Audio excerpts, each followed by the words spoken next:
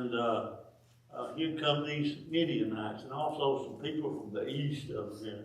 They were nomads, I think. Don't know exactly what they were called, but they were mean rascals too. So they'd come into the country there to Israel that God had given the Israeli people. And they begin to plunder.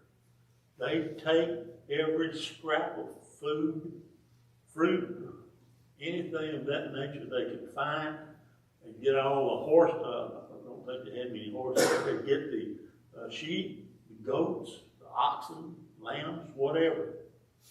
And they had so many camels that said you couldn't number them. They were like the sands on the shore of the sea. That's what made them mobile, so they could get out here and do all this damage. But they came down once a year and did this to Israel. Now, we're talking about the judges there. Generally, what would happen, it was pretty much a 40-year cycle.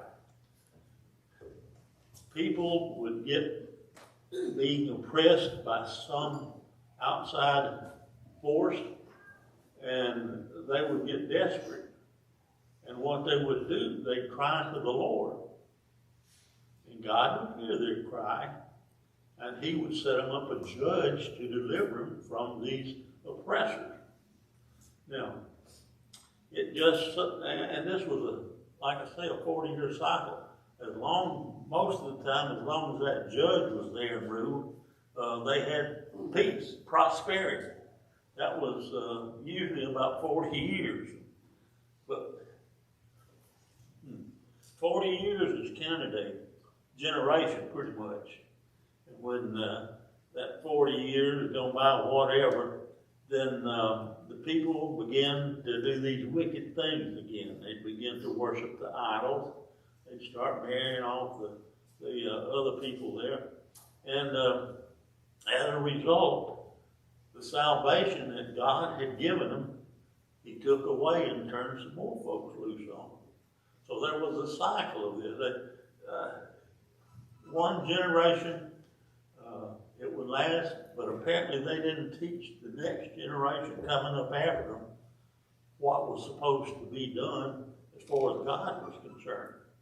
And I've often heard it said that we're just one generation away from apostasy.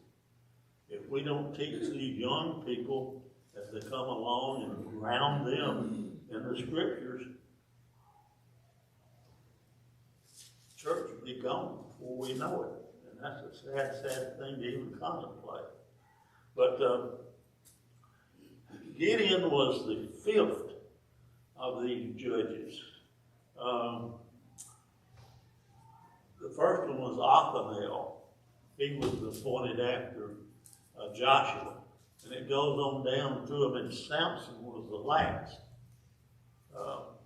Most of the first 4 or 5 put in 40 years. One guy, Ehud, ruled for 80 years. But then you have Samson, he got 20 years in. But it was a hit and miss proposition as far as the people of Israel were concerned. As long as God was right there with them and had this judge that he had chosen, and he was judging them righteously and teaching them what they needed to do, they prospered. But when this judge faded away, they went back to their old ways, started to worshiping idols.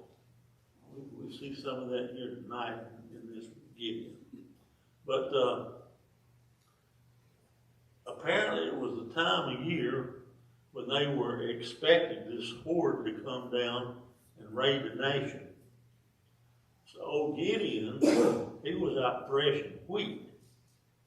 Now normally they had a wheat threshing floor out there with a big flat area, and they'd get out on there and they'd get the oxen or whatever it was, donkeys, to stomping around on the wheat, separate the seeds from the chaff there.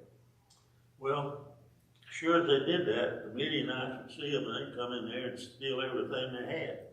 Might even kill the folks that were doing it. So Gideon, he went over to a wine press. Have you seen pictures of these ancient wine presses?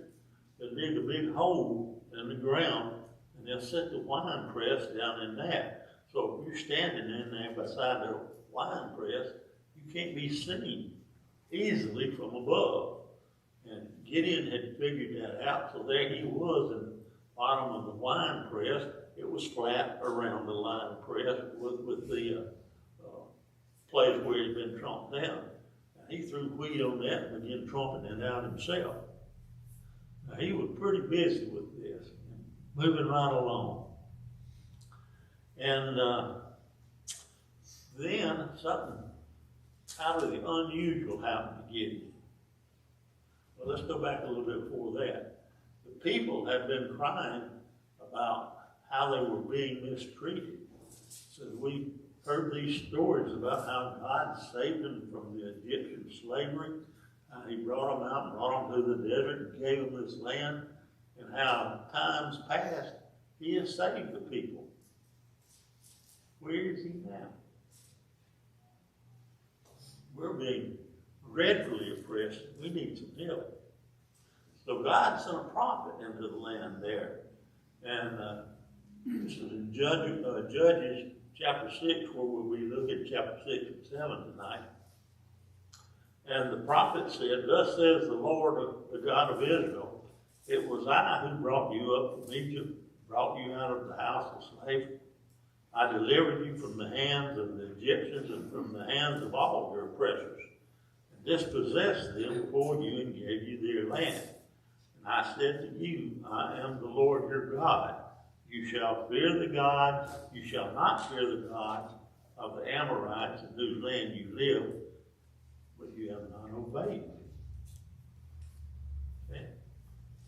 So while Gideon was over here in his wine press working, trying to get something done to help his father's family there. It says the angel of the Lord appeared to him. And he sat under an oak that was nearby to where Gideon was. And the angel of the Lord appeared to him and said to him, "The Lord is with you, O valiant warrior." Valiant means strong and brave. I don't know that that's exactly what Gideon felt about himself, at least not this time, but the angel of the Lord told him that. And Gideon says, "Oh my Lord, if the Lord is with us, why then has all this happened to us? And where are his miracles, which our fathers told us about, saying, did not the Lord bring us up from Egypt? But now the Lord has abandoned us and given us into the hands of the Midian." The Lord looked at him and said, go in this your strength, and deliver Israel from the hand of Midian. Have I not sent you? Now there's some discussion here because of the word and everything. It says the angel of the Lord. Some people think that was one of the angels that God had sent down. And the second time in this conversation, it says, go in your strength and deliver Israel from the hands of Midian. Have I not sent you? I think that was actually the Lord talking to him there. But Gideon still had questions. He said, Lord, how shall I deliver Israel? This is something you've probably heard before. Behold, my family is the least in Manasseh, and I am the youngest in my father's house. Who else was it said something like that? Remember? With David, his predecessor. Saul. Yeah. When Samuel came to tell Saul that he'd been chosen, he looked around and said, Benjamin is the smallest tribe of all Israel, and we are the smallest house in Benjamin. How in the world can I be appointed king over Israel? But He was, and he served faithfully for a while, but he did just like these other Israelites before him. He forgot who was giving him prosperity, who was taking care of him, and he got an inflated image of himself and began to disregard God as just something he'd use every now and then. I think they call it God was a spare tire and not a steering wheel. And we're a lot like that sometimes. When we get in trouble, we turn to God. But the rest of the time, we're steering ourselves. Sort of reminds me of the story about the fellow was driving down the road one day, and the car right in front of him had a sign on the back of it. It says, "God is my co-pilot."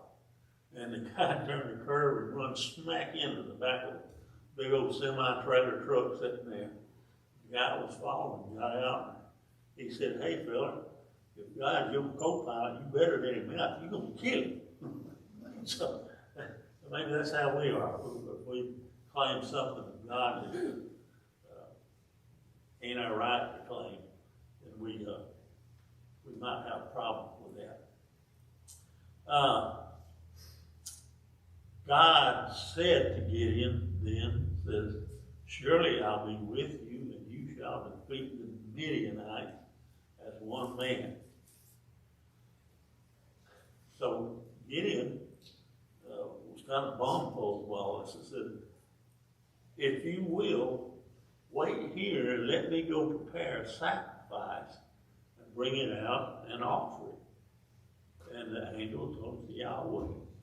So he went and got one of his kid goats, had some unleavened bread, prepared some wheat there, and he boiled the goat and baked the bread, and he brought the goat meat out in a basket. He brought the bread in another container, and then he brought the broth in a pot. And he got out there where the angel was.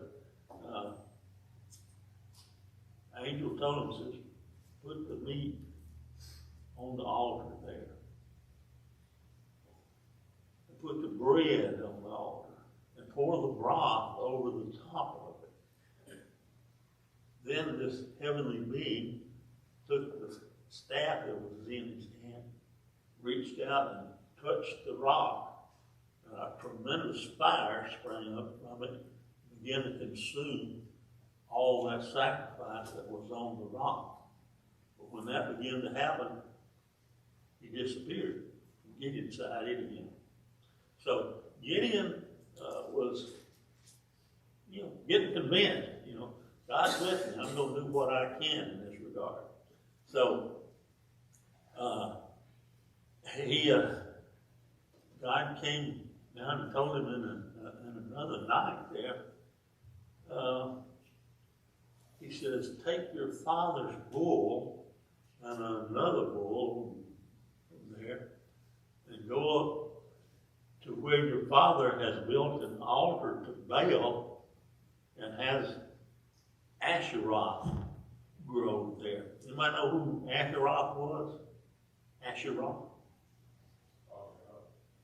She was an idol. She was considered by those people to be the goddess of fertility.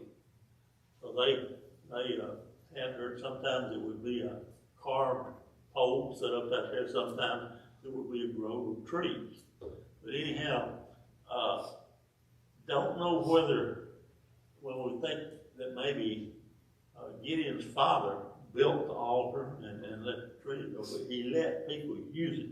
We know that. So God told Gideon, "Go try and pull that altar down and cut down those Asheroths." Well, he was afraid of what might happen to him if he did it in the daytime. So he went and got 10 of his men servants there, and they went up there at night. And they pulled that altar down, and they put all these poles down there that were the Asheroth. God told him, said, "Now build an altar, put the poles from Asherah on there to act as wood, and sacrifice this bull on that altar to the Lord." And that's what he did. Well, that all went well. And next morning, early, the men of the town came out up to that place to offer worship to Baal and to give him a sacrifice and worship Asherah. Lo and behold, there wasn't anything there. And they were very disturbed. So they began to ask around, who did this? Well, eventually found out that Gideon had. So all these folks went up to Gideon's father and said, send your son out to us that he may die.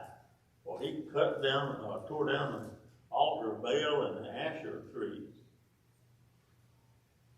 But you got to admire what was his name? Joash? Yeah, that was his father's name. He said to him, against all those who were in front of him, says, will you contend for Baal? In other words, will you defend Baal? Will you contend, or will you deliver him? Remember when Elijah had all the prophets of Baal up on the hill there, and they did this sacrifice, and they were out there crying to Baal to send down fire, burn the sacrifice. And old Elijah was cutting. Hey, maybe he's asleep. He can't hear you. And they got louder. And part of their custom was to cut themselves. You know, that was supposed to draw Baal. But this went on for about midday, something like that. Then Elijah instructed them to build an altar to the Lord, put an offering on it, get some barrels of water. They dug a little moat around the altar, started pouring water on it. I don't know, poured 7 or 8 barrels on there. And then Elijah prayed to God. It says, let these people see that you are God. Not this foolishness there when you're worshiping Baal. And so God sent down fire from heaven. It consumed the sacrifice. It consumed the rocks. And it consumed all the water in this moat around the thing. Then old Elijah turned around and said to the people of Israel, why halt you, or why are you shifting back and forth between God and Baal? If Baal is who you want to serve, you go do it. But if you want to serve God, because he is the God, then don't be messing with Baal. And they all told him, yeah, we want to serve God. So Elijah had all the prophets of Baal, about 400 of them, taken down to the creek, and they were slaughtered down there. And that made old Jezebel real mad. That's what the king's wife. And she told Elijah that as sure as they're dead, you'll be dead before morning. Elijah sent back to her and said, you will. So it was an interesting thing. So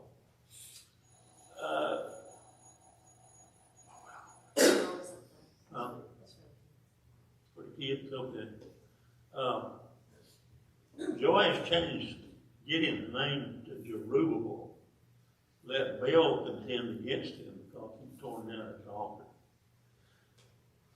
Okay, so it was that time of year when Midianites and all these other yahoos come pouncing over there, and they settled down into a valley up north of where Joshua was. And Joshua sent messages throughout Manasseh. That's the tribe he was from.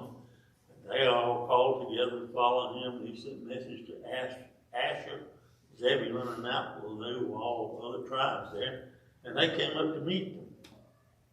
And Gideon said to God, if you would deliver Israel through me as you have spoken, behold, I'm going to put a fleece, something been cut off a sheep, big hunk of wool, on a threshing floor out here. And in the morning, if there's no dew on anything out there but on that piece of fleece, then I'll know that you were God, that you were with me. And that happened. He went out there the next morning. There wasn't any dew anywhere, but he picked up that piece of fleece. Said he poured a bucket full of water out of it. But then, to me, I think when Gideon got to thinking, he said, you know, I may have done this wrong. Because while I was sleeping, any one of my enemies could come out there and pour water on that fleece, and I wouldn't know it. So he called on God again and said, please don't be angry with him. Let me test one more time. He said, let me put the fleece in there. And said, let there be water, dew everywhere, but let the fleece be dry.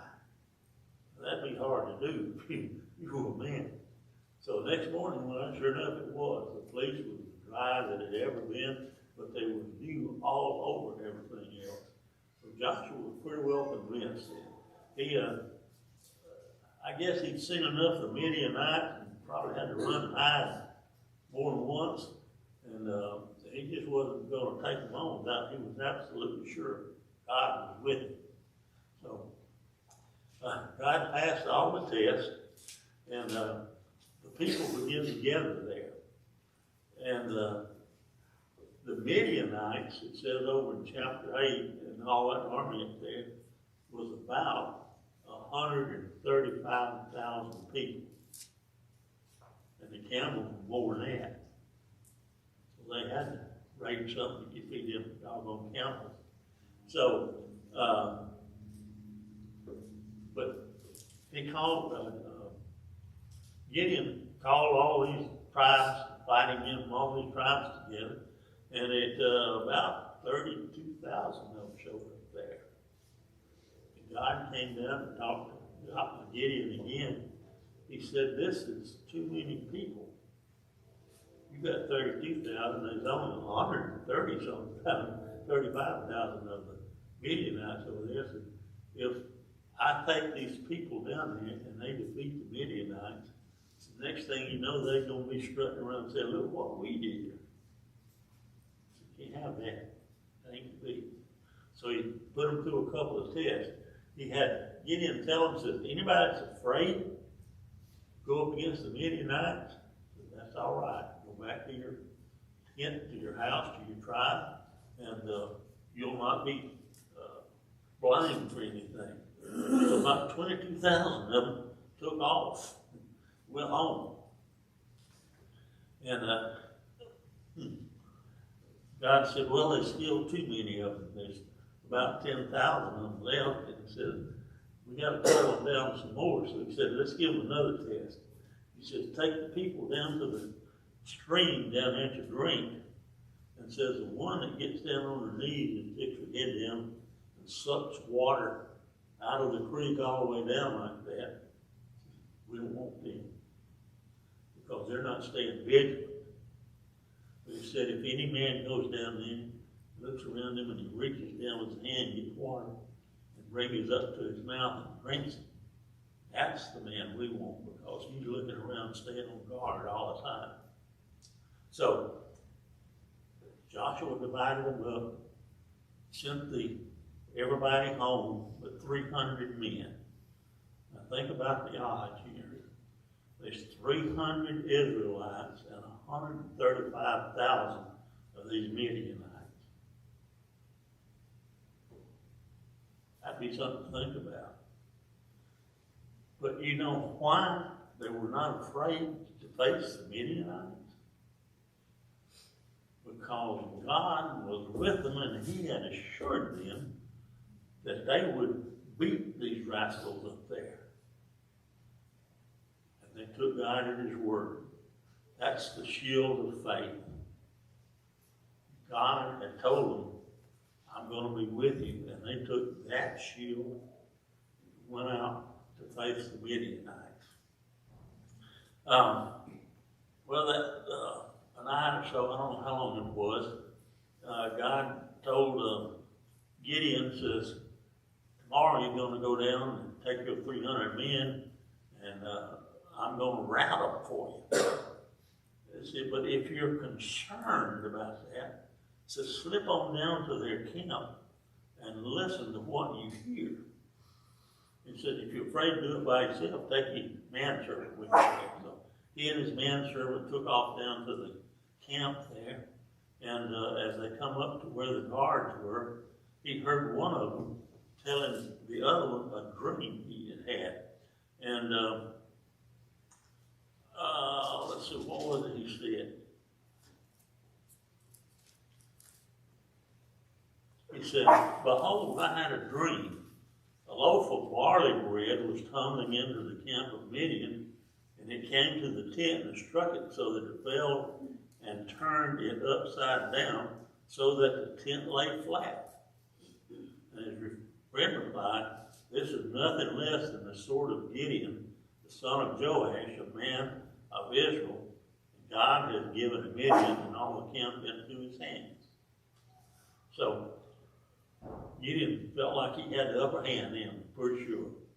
So the next night, he took his 300 men, divided them into 3 groups, 100 each. Kept 100 with him and had the others spread out there. And he gave each one of them a sword, which they tucked in their belt, I suppose. He gave each one of them a trumpet, and then he gave them a pot with a torch in it, a vase of some sort there. And he told them, so we're going to spread out and get around these. You know, they used to do that in the Civil War.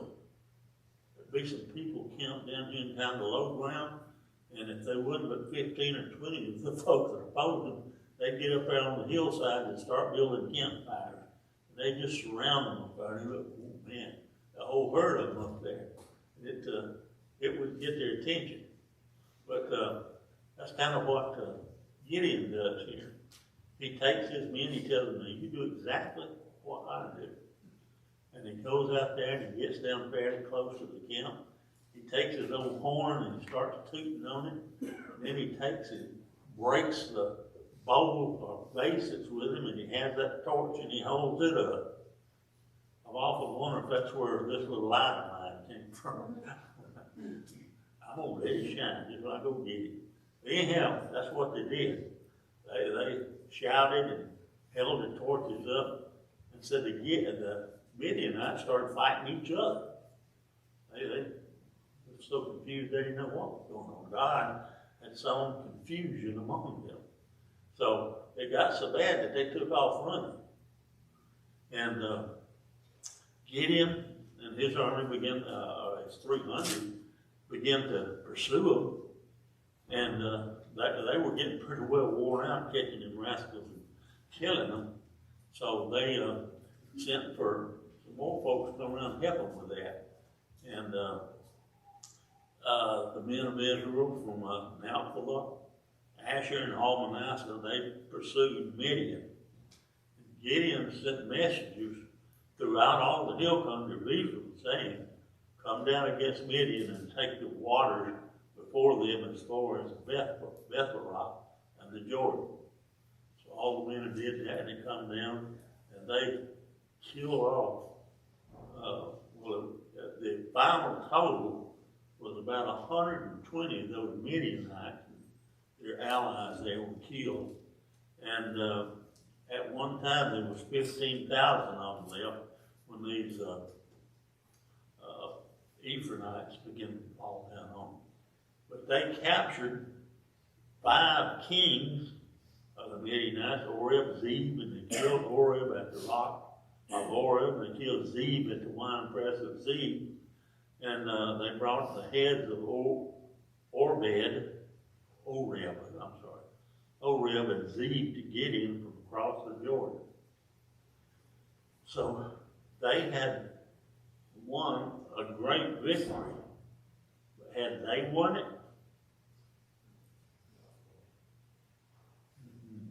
those 300 men against those 135,000 people would be walking by an ant bed and start stunning.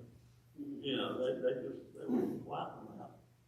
But God, because they did what He said, God fought for them. Now, what does that say to us today? We get in trouble, we get outnumbered, we get pushed around. And it may not be in a physical sense, but maybe financially pushed around, or doctrinally pushed around. There's a lot of folks out there that will step on you if they think you know that you're a member of the Church of Christ. What do?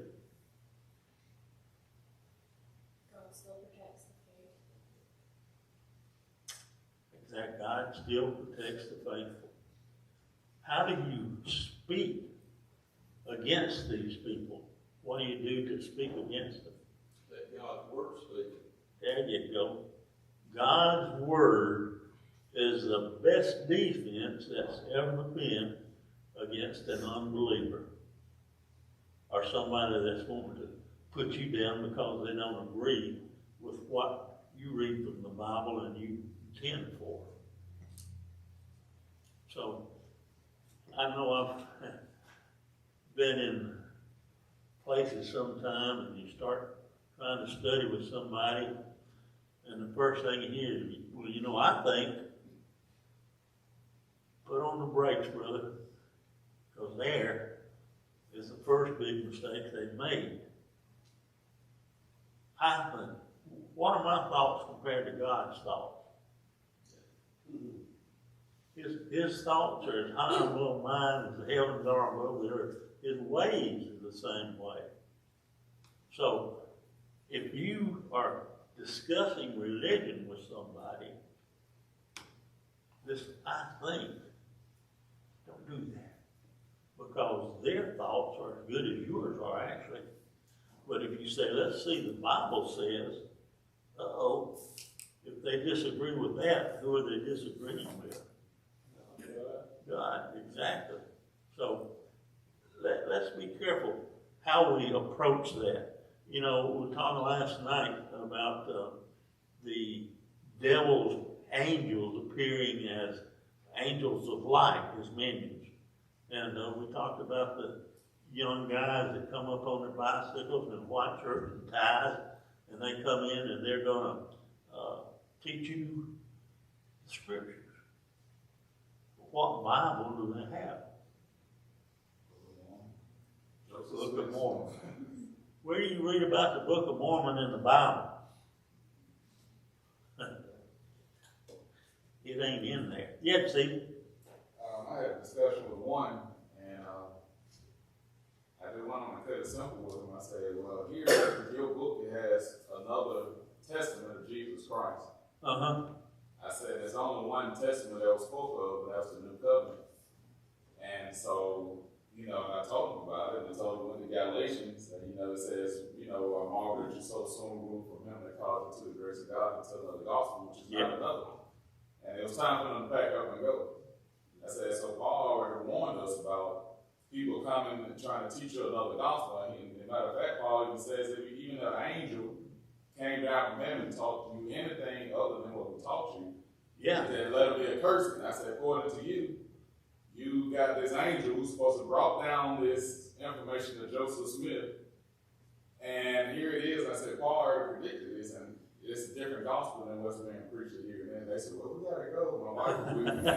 It's time to go. A bicycle riding out there. It's interesting what John said about that too. It said, if any come to you and bring not this gospel, don't welcome them into your house or bid them Godspeed, because if you do, you're a partaker of their evil deeds. Don't let them in. Don't give them a place to spread their vitriol. You know, I've known a lot of them. I've known a lot of cats. I've known a lot of people. Nice people. In the sense, morally, they're good people. But they're badly mistaken if they think God is going to accept another gospel. That ain't going to happen. You know, the Bible says in John 12:48, says, he that rejecteth me and rejecteth my word has one that judgeth him. And the last day, the word I have spoken shall judge him. If God's speaking, he recorded anywhere else. So we better pay close attention to what he says in here. That's our guide. That's the only guide we have. They trot out something else there. Can't use that. Was that turning the moose loose then? Anybody know? I'm just here at this point. Well, we got an ice cream party after get through up here. The kids have ice cream. We don't. I bet if you went down there, you could get your nose into a cup of it somewhere. You know, listen up, everybody. But, I think that is what they're trying to tell us. Any questions about, comments about Gideon? I did most of the talking, but, it was so interesting to me, I'm sorry. I like the study method. Yes, sir. Yeah, I'm also commenting, you know, as we continue to live in this society, and people got access to the internet, and what you have is, you have people with all this information, and you got religion, different religions, and you got conspiracy theories mixed into religion. Yeah. So even when you're dealing with the armor of God, we have to make sure that, just like the shield of faith, the helmet of salvation, you know, whether it's back then in the ancient medieval times or even now our military, they're trained. You know, so you have to learn how to use the weapons and make sure you know how to fasten your armor and whatever it is, because you have to know the Bible. I've always told people, I say, you know, the Muslims know their Quran. And I said, when I talk to Christians, and I talked to some guys last night, they say they say that they're Christian. When I asked them, I said, you don't mind me asking, I said, what is a Christian? And you know the average response, they can't tell you what a Christian is. That's true.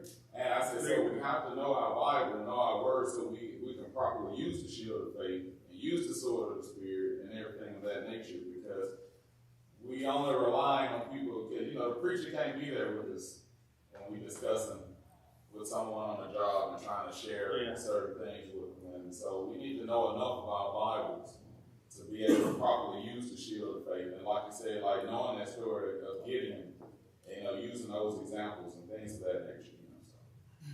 You know, I don't care how knowledgeable you are of the scriptures, somewhere along the way you're going to run into somebody that's going to ask you a question you don't know the answer to. And saying, I don't know, is a whole lot better than saying, I think, and trying to expound on something you don't know. That'll get you in a horse trough in a hurry. So, I don't know how many of you have ever had the opportunity to study with somebody who is not a Christian. But you want to get a fire built in the old furnace here, you sit down and do that. Now, they may not obey the gospel. You can't control that. The Bible says that God gives the increase, but he tells us to go and teach them. Make disciples of them. And when we attempt that to the best of our ability, God's pleased with us. Amen. He don't expect us to go out there and drag them into the baptistry with their heels. They get wet that way, but they don't get baptized. So there's a lot of things we can do. Yes, sir. Yeah, you know, in the story of Gideon, here's something that's interesting to me.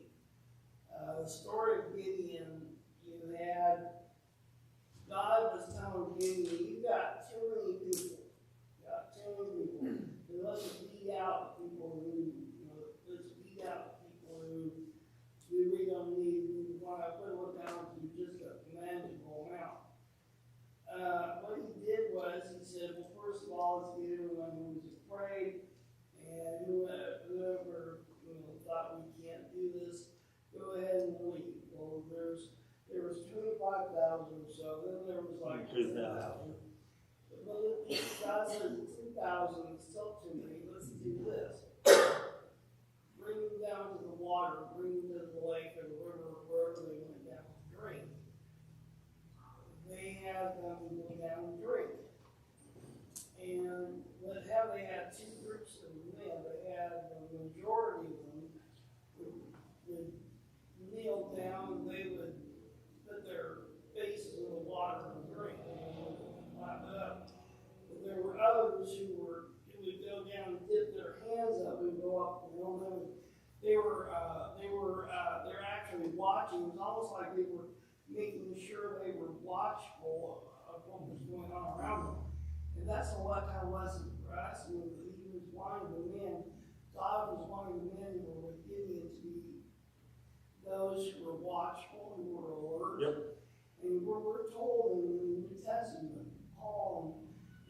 tells us to be sober, be watchful, be vigilant. Because there's false teachings, there's sin, there's error, there's all this stuff that can.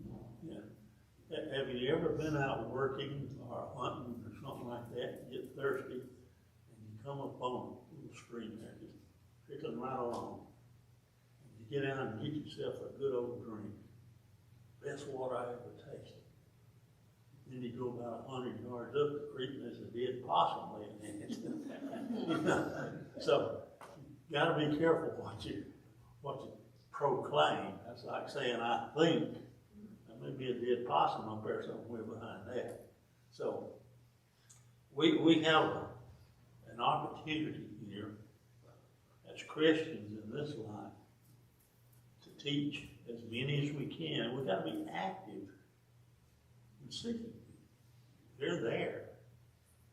But are we saying, hiding your face from it? I know, Jason, you probably had people that were very receptive to the gospel over in Singapore, did you not? Yeah. That's goodness. Okay. Well, any other comments or things? You know, sometimes, Ernie, you can make headways with people if you can just establish a standard of authority. You know, which the Bible is our standard of authority. You know, but if you get people past their feelings and other books or whatever, you know, you establish authority there. I used to like to use a ruler, you know, and show people, say, you know, I'd ask them, you know, how long is this book? You know, some people say 7 inches, some people say 12. And I said, well, if we really want to know how long this book is, you know, we get out a ruler. I used to have me a ruler. I need to get my little satchel back out to go to work a little bit better than what I've been doing. But I'd get that ruler out, you know, measure it, and I said, it's 11 inches. I said, we can know exactly how long this book is because we got a standard authority to go by. The same with teaching people. If you establish that standard of authority, which is the Bible, then sometimes you make headways with it. I think, you know, that's showing them the truth, you know, where it comes from. That's really the first thing you need to do. Anybody you study with, take them in. When they agree that this is the authority, the final authority, you get that agreement. Then when they come trotting something out from their creed or their some other kind of book, you say, well, look what the Bible says. Now, which is the authority? Look around. All right.